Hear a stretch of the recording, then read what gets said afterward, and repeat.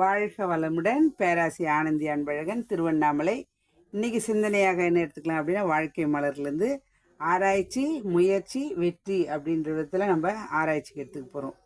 எதுக்கு ஆராய்ச்சி பண்ணணும், எதுக்கு முடிவு பண்ணணும், எதுக்கு முயற்சி பண்ணணும், எதுக்கு வெற்றி பெறணும் அப்படின்னா, கவலை, கற்பனையான ஒரு வலை கவலைன்னு சுவாமிஜி கா ப்ளஸ் கூட்டல் வலை அப்படின்னு அந்த கற்பனையான வலையில் ஒரு நிமிஷம் ஒரு செகண்ட் நினச்சோம் அப்படின்னா கூட என்ன பண்ணுங்க, என்ன வேகத்தை என்ன பண்ணுங்க, அளவுக்கு அதிகமாக விரயம் பண்ணக்கூடிய தன்மை உடையது. அப்போ உயிர் சக்தியை அளவுக்கு அதிகமாக வாரி இறக்கக்கூடிய தன்மை உடையது. கவலை என்பது தெரியும். பழைய அந்த காலத்துலாம் பார்த்தீங்க அப்படின்னா நிலத்துல என்ன பண்ணுங்க, ஒரு பெரிய பாத்திரம் மாதிரி இருக்கும், தண்ணி என்ன பண்ணுங்க, கிணத்துல இருக்க தண்ணியை அப்படியே எடுத்துகிட்டு வந்து நிலத்துக்கு ஊற்றிடும். அது மாதிரி மாடு 2 வச்சு மேய்ப்பாங்க. அப்போ அந்த கற்பனையான வலையில் நம்ம என்ன பண்ணுறோங்க, நம்ம உடம்புல இருக்கக்கூடிய ஜீவகாந்த சக்தியை வாரி இறைச்சிடுறோம். அப்போ துணிவும் விழிப்பும் இதுதான் வேணும் முயற்சியாக மாற்றிக்கொள்ளுது. அப்போ துணிவு ஏற்கனவே ஒரு கவலை வந்துச்சு, அதால் என்ன நடந்துச்சு அப்படின்னா, அதில் ஏதாவது நடந்துச்சா அப்படின்னா ஒன்றுமே நடக்காது.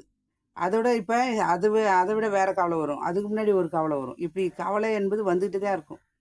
அப்போ நம்ம என்ன பண்ணுங்க, அந்த கவலை இல்லாத ஒரு தன்மை வேணும் அப்படின்னா, உடல், அறிவு, குடும்பம், ஊர், உலகம் அப்படின்ற எல்லா துறைகளுக்கும் அனைத்திற்கும் என்ன பண்ணுங்க, மனிதனுக்கு நஷ்டத்தை தான் தரும். நம்மளோட கவலை என்ற அந்த ஒரு தன்மை நம்ம சுற்றி இருக்கக்கூடிய அனைத்து விதத்திலையும் பாதிப்பு, வேலைகளும் சரி, மனதளவிலும் சரி, உடலளவிலையும் பாதிப்பு ஏற்படுத்தியே ஆகும். அப்போ முயற்சி அப்படின்னா எடுத்துட்டோம் அப்படின்னா என்ன பண்ணுங்க, எல்லா வகையிலும் நமக்கு லாபமே தரும். முயற்சியுடையார் இகழ்ச்சியுடையார்னு சொல்லுவாங்க பாருங்க. அப்போ இயற்கை வளம் என்ற இன்ப பேரூற்று மக்களின் அறியாமை என்ற அடுக்க பாறையால் பல துறைகள் மறைக்கப்பட்டுள்ளது. அப்போ இயற்கை தான் நமக்கு இது பாடமாக வருதுன்றதை நம்ம என்ன பண்ணுறோங்க, உணர்றதில்ல. உணராது நம்ம என்ன பண்ணுறோங்க, தனக்கு தான் எல்லாம் அப்படின்ற மாதிரி. அப்போ நேற்று ஒரு கவலை இருந்துச்சு, அதுக்கு முன்னாடி ஒரு கவலை இருந்துச்சு, போன வருஷம் ஒரு கவலை இருந்துச்சு, நம்ம அதையேவா நினச்சிட்டு இருந்தோம். அப்போ ஏதோ ஒன்று இருக்குது, அதுக்கு குறைய நம்ம கரெக்ட் பண்ணிட்டோம் அப்படின்னா சரியாப்படும். அறிவின் குறைபாடு தான் நம்ம கவலைக்கு காரணம். அப்போ நம்ம என்ன பண்ண, அதான் சொல்லலாம், திறக்க முடியாத பூட்டுன்றதே கிடையாதுன்னு சுவாமிஜி.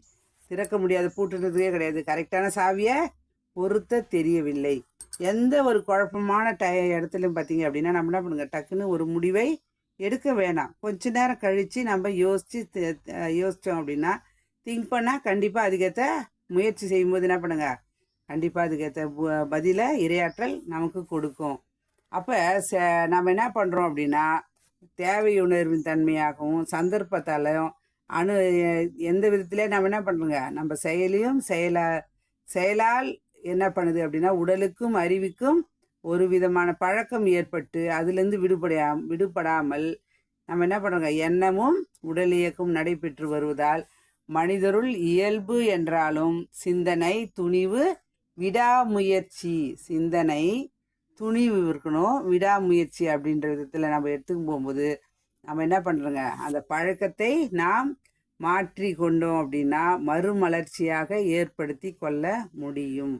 அப்போ நம்ம வாழணும் அப்படின்னா என்ன பண்ணுங்க, அறிவு தெளிவில் இருக்கணும் அப்படின்னா அதான் சுவாமி பார்த்தீங்கன்னா ஆராய்ச்சி தெளிவு முடிவுன்னு வரி. அப்போ மனதின் 10 நிலைப்படிகளில் சொல்லுவார் அழகாக சுவாமிஜி.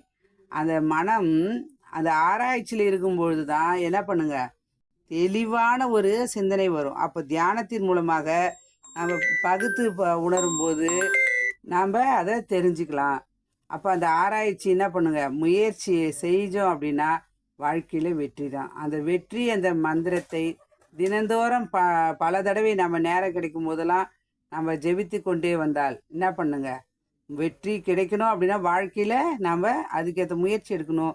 முயற்சி எடுக்கணும்னா அடிப்படையாக இருக்கக்கூடிய அறிவை நாம் தெளிவில் வச்சுக்கிட்டோம் அப்படின்னா வாழ்க்கை சிறப்பாக இருக்க முடியும். வாழ்க்கை என்பது கிடைக்காத ஒரு பெரிய வரப்பிரசாதம்.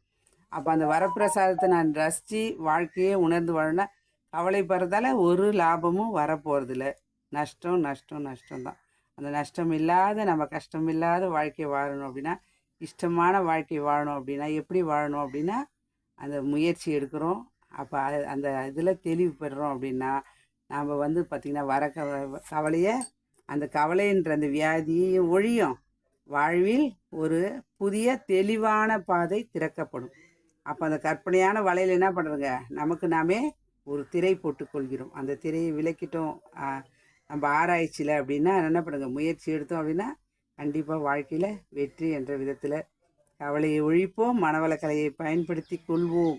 மனவளக்கலையில் கொடுக்கக்கூடிய பயிற்சிகளை நம்ம பயன்படுத்தி கொண்டால் வாழ்க்கையில் எல்லா விதத்திலையும் அமைதி, வெற்றி, உயர்வுதான் என்று சொல்லி இந்த அற்புதமான வாய்ப்பை அளித்த இறைநிலைக்கும் குருவர்களுக்கும் இது காலம் செய்யும் எடுத்த அனைத்து நல்ல அன்பு உள்ளவர்களுக்கும் நன்றி.